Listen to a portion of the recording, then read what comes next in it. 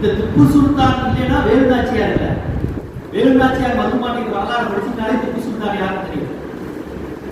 நம்ம வீரமங்கை வேலுநாச்சியார் பெண் ஆண் வேடம் விட்டு திண்டுக்கல் கோட்டையில போய் திப்பு சுல்தான் சந்திச்சிருக்காங்க. தெரியுமா வரலாறு இருக்கும் அவங்களுக்கு?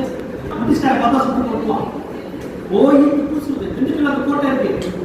திப்பு சுல்தானா ஆம்பளை வேஷம் இருக்காங்க. அப்புறம் வேலுநாச்சியாருக்கு உருது தெரியும். தெரியுமா உங்களுக்கு? வேலுநாச்சியாருக்கு உருது, அரபு தெரியும். உருது, அரபு, ஆங்கிலம், தமிழ் நன்கு தெரிந்த ஒரு வீரமங்கை வேலுநாச்சியார். எப்பேற்பட்ட வேலுநாச்சியார் யாருன்னா எங்க மரபு கிட்டாங்க.